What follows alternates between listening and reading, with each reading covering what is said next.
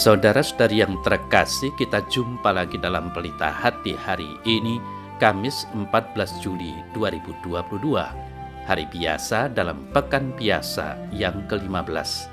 Bersama saya Romo Thomas Suratno SC dari Paroki Cilandak, Jakarta Selatan, mendengar dan merenungkan sabda Tuhan, yakni firman Tuhan yang tersurat dalam Injil Matius, bab atau pasal 11 ayat 28 sampai dengan ayat 30.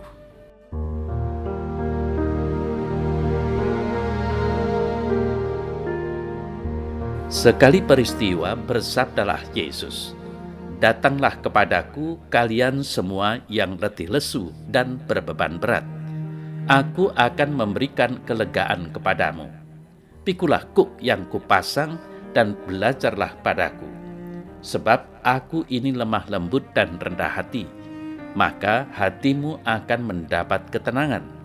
Sebab enaklah kuk yang kupasang dan ringanlah bebanku."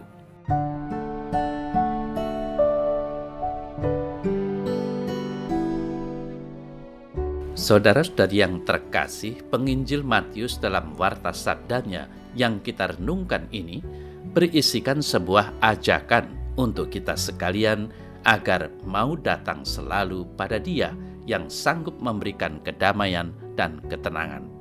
Kita harus datang kepada Yesus Kristus sebagai tempat perteduhan kita dan beristirahat di dalam Dia.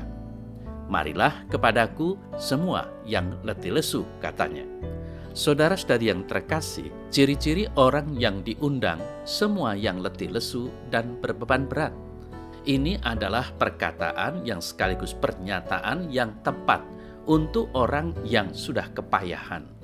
Kata-kata Kristus ini lebih merujuk kepada beban dosa, baik itu rasa bersalah yang diakibatkan oleh dosa itu maupun beban-beban hidup yang lainnya.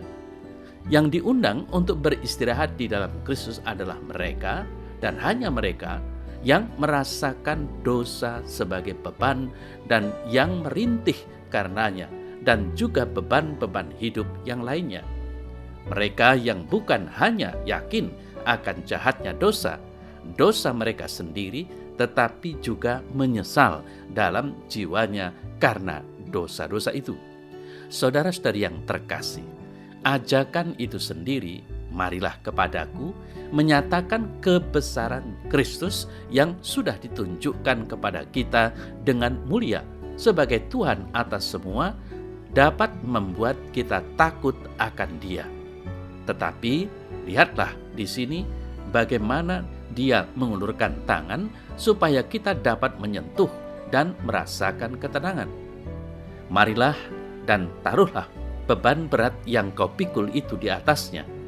Kelegaan yang dijanjikan kepada mereka yang benar-benar datang. "Aku akan memberi kelegaan kepadamu." Kristus adalah jaminan damai bagi kita, yang namanya menandakan kelegaan dan penghiburan, karena Dia akan memberi kepada kita penghiburan. Yesus Kristus pasti akan memberi kelegaan bagi jiwa-jiwa yang letih, yang dengan iman yang hidup datang kepadanya untuk mendapatkan kelegaan itu.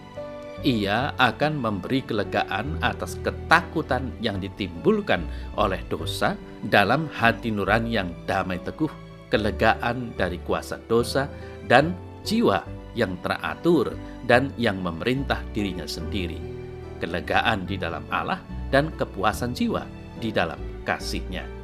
Saudara-saudari yang terkasih, kita harus datang kepada Yesus Kristus sebagai guru kita dan harus mempersiapkan diri kita untuk belajar darinya.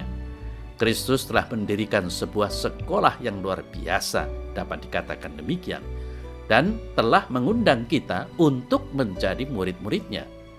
Kita pun harus mencontoh perbuatannya dan mengikuti langkah-langkahnya.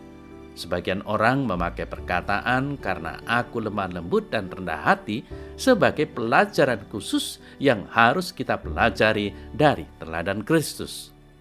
Kita harus belajar dari Dia untuk menjadi lemah lembut dan rendah hati, belajar dari Kristus, seperti juga kita harus belajar mengenal Kristus, karena Dia adalah guru sekaligus pelajaran, pemandu sekaligus jalan, dan semua di dalam semua. Saudara-saudari yang terkasih, ada dua alasan yang diberikan mengapa kita harus belajar pada Kristus. Aku lemah lembut dan rendah hati, dan karena itu pantas untuk mengajar kamu.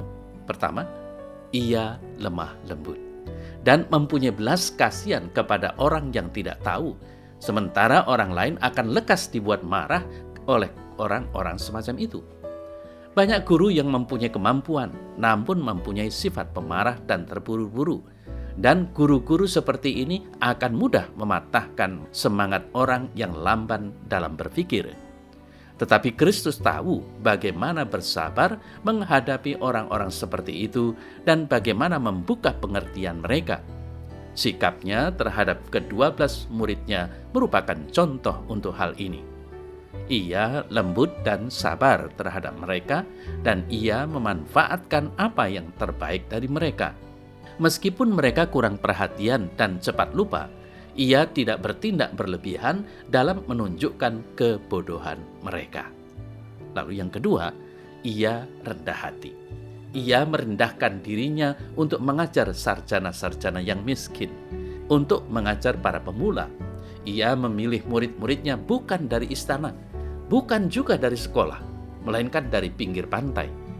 Orang-orang yang memiliki kesederhanaan hidup dan kepolosan hati. Inilah yang diinginkan Tuhan. Maka mari kita selalu datang kepada Dia, membawa salib-salib hidup kita, membawa segala keluh kesah hidup kita, dan meletakkannya di bawah kaki salib Tuhan. Dia pasti akan memberikan kelegaan kepada kita.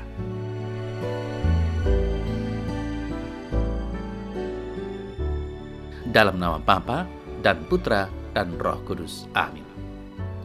Ya Tuhan Yesus, berilah aku semangat kesadaran untuk selalu ingat akan Dikau dan selalu mau datang kepadamu dengan segala beban hidupku. Amin. Semoga Allah yang Maha Kuasa memberkati saudara dalam nama Bapa dan Putra dan Roh Kudus. Amin.